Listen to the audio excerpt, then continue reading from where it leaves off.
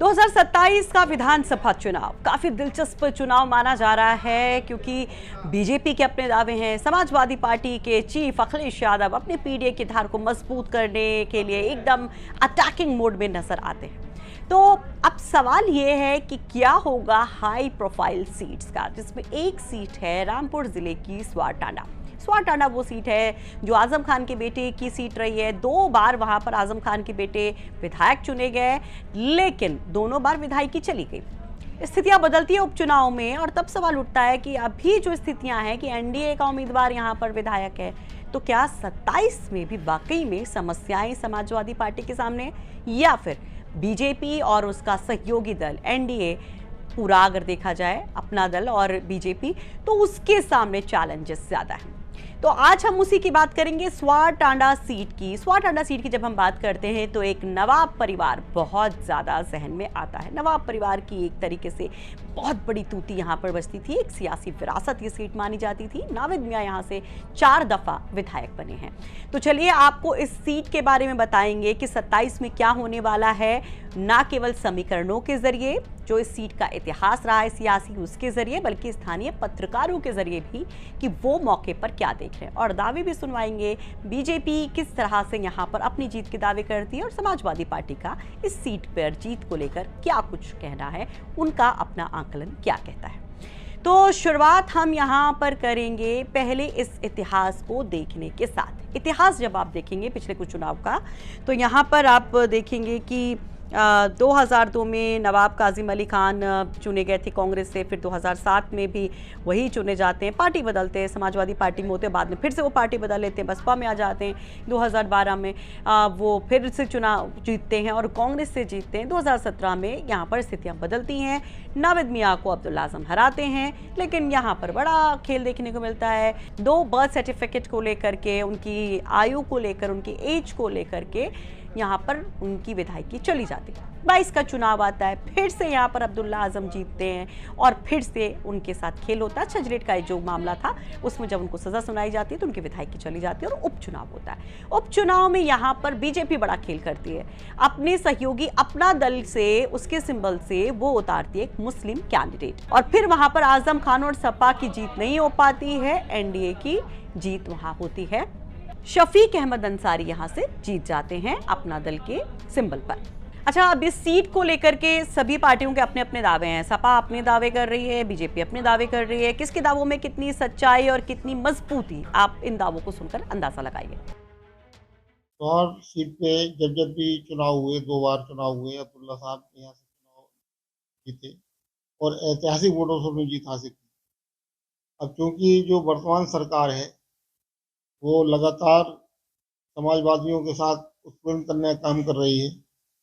जीती हुई सीटों को मुकदमे लिखवा के खाली रिक्त करा के छीनने का काम कर रही है।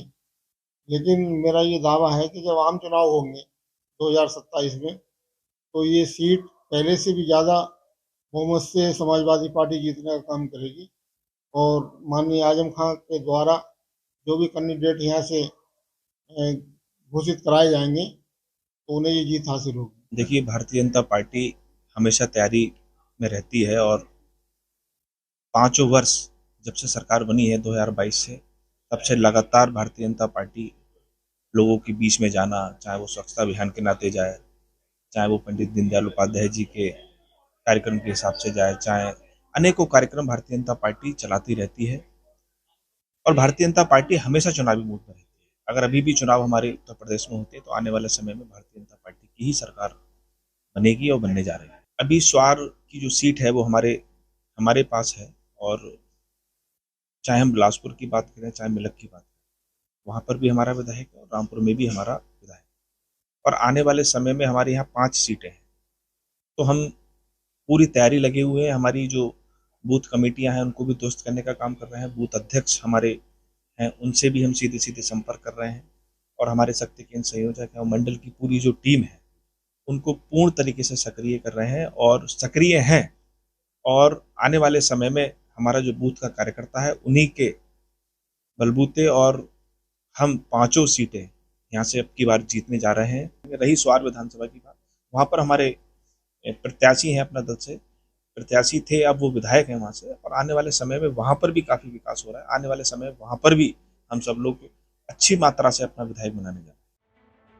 अब कहते हैं कि दावे अपनी जगह पर है, लेकिन जातीय समीकरण भी उत्तर प्रदेश की हर सीट पर बहुत मायने रखते हैं। तो इस सीट का जातीय समीकरण क्या कहता है उसको भी समझिए। दरअसल जब इस सीट की बात करते हैं तो ये सीट मुस्लिम बाहुल्य सीट है। यहाँ पर करीब 3 लाख वोटर है, जिसमें से 61% मुस्लिम है और 39% वोटर हिंदू हैं। यहाँ पर अगर आप देखेंगे तो उपचुनाव में जिस तरह से बीजेपी गठबंधन ने 39% हिंदू वोटों में एक बड़ा शेयर लिया था, क्योंकि मुस्लिम कैंडिडेट उतारा था तो मुस्लिम वोट भी पाया था और साथ साथ वो कैंडिडेट जो थे हिंदू वोट भी पाए थे। सपा ने भी कोशिश की थी कि यहाँ पर ठाकुर समाज से कैंडिडेट उतारा जाए और एक महिला को उतारा गया मैदान में, और इस गणित के साथ इस कैंडिडेट को उतारा गया कि मुस्लिम वोट उसके अपने हैं ही और हिंदू कैंडिडेट के सहारे हिंदू वोटों में भी सेंध लगेगी। लेकिन समाजवादी पार्टी कामयाब नहीं हो पाई। अच्छा, ये भी कहा गया कि मुस्लिम वोटों में यहाँ पर 38,000 वोट जो है तुर्क बिरादरी से हैं, और तुर्क बिरादरी समाजवादी पार्टी और खासकर आजम खान के परिवार से नाराज थे, और ऐसे में अपना दल उम्मीदवार के लिए ये एक बहुत बड़ा विनिंग फैक्टर साबित हुआ ये उपचुनाव में।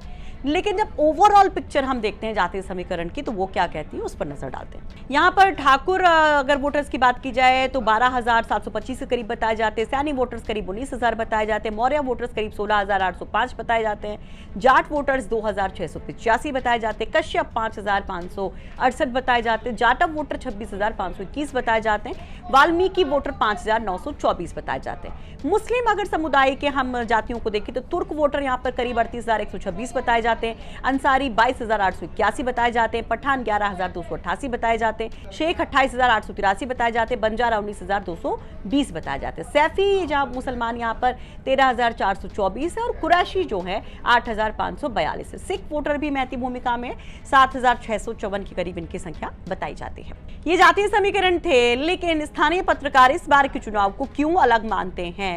एसआईआर के सिवा और कौन से फैक्टर हैं जो इस चुनाव के लिए काफी अलग साबित हो सकते हैं? चलिए स्थानीय पत्रकारों के जरिए ही जानते हैं। 3 लाख से अधिक मतदाताओं वाली विधानसभा है, जिसमें 60% से अधिक मुस्लिम मतदाता हैं, और रामपुर की विधानसभाओं में सबसे अधिक माइनॉरिटी के वोट जो हैं वो इसी विधानसभा में। शायद यही वजह है कि ये भले ही रामपुर सदर से अलग एक ग्रामीण क्षेत्र की विधानसभा होने के बावजूद आज़ादी से लगातार यहाँ पर रामपुर नगर के बड़े नेताओं का यहाँ पर कब्जा रहा। नवाब परिवार के लोग जीतते रहे हैं। इसके बाद में 5 बार तक शिव बहादुर सक्सेना भारतीय जनता पार्टी के जीतते रहे, वो मंत्री भी बने। खुद नवाब काजिम अली जो नवाब परिवार के हैं वो यहाँ से 4 बार विधायक रहे, और उनको चुनौती जब मिली आज़म खान साहब के बेटे अब्दुल्ला आज़म खान ने, जब उनका मुकाबला किया तो वो वहाँ से जीते और 2 बार उन्होंने सीट पर कब्जा जमाया। लेकिन इस बार जो उपचुनाव हुआ उसमें कुछ समीकरण बदले, और एक आवाज़ और एक नारा वहाँ पर लोगों ने देहात और शहर का दिया कि ये शहर के लोग यहाँ पर विधायक बनते रहे हैं, अब अपना वहीं का लोकल आदमी होना चाहिए। और उसका फ़ायदा मिला। शफीक अंसारी हैं, एनडीए के एकमात्र मुस्लिम विधायक हैं, अपना दल के टिकट पे थे और जीते। तो काफ़ी तेज़ी से इन दिनों में समीकरण बदले हैं।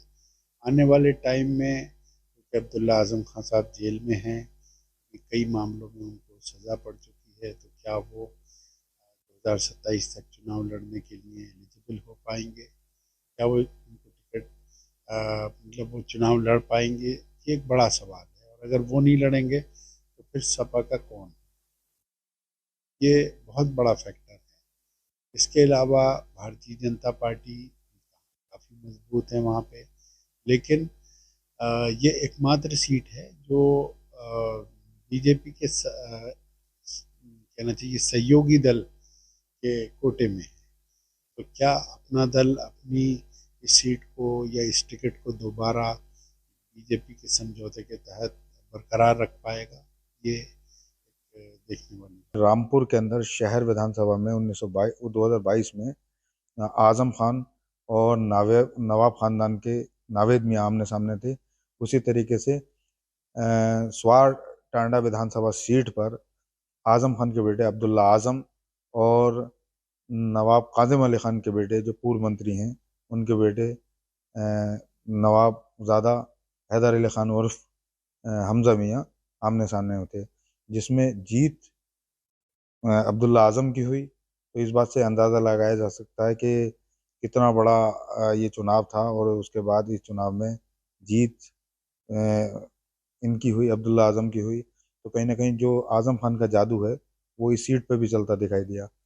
और अब जो है जब उपचुनाव हुआ इसमें, तो जाहिर बात है जिस तरीके से रामपुर शहर विधानसभा सीट पर जो सत्ता पक्ष का जलवा देखने को मिला, वहीं जो एनडीए के खेमे से अपना दल एस के कैंडिडेट हैं शफीक अहमद अंसारी, वो यहाँ पर चुनाव मैदान में उतरे और उसके बाद यहाँ पर उनको जीत हासिल हुई। तो कहीं ना कहीं जो देखने वाली बात है कि इन चुनावों में मुस्लिम जो प्रत्याशी थे उन्हीं का जलवा रहा। और अब देखने वाली बात होगी कि ये 2027 का चुनाव, क्योंकि उसमें वक्त भी है और कहीं ना कहीं जो एनआरसी है या जो अपना वोटों का जो सिलसिला जो चल रहा है, एसआईआर का जो है इस पर क्या असर होगा ये तो 2027 में ही पता चलेगा। बहरहाल दोनों सीटों पर चुनाव जो है दिलचस्प होने वाला है। इसी तरीके से स्वार टांडा में भी इस तरीके के जो चुनाव देखने को मिलेगा, कहीं ना कहीं पूरे देश भर की नज़रें इन सीटों पर रहेंगी।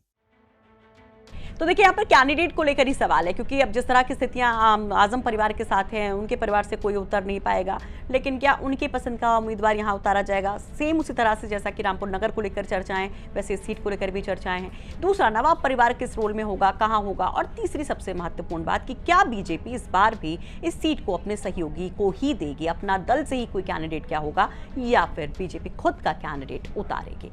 तो सब कुछ डिपेंड करेगा उम्मीदवार कौन, और उससे पता चलेगा कि 2027 में इस सीट का विधायक कौन। तो ये रिपोर्ट तैयार करने में हमारी मदद की है रामपुर से हमारे सहयोगी आमिर खान ने।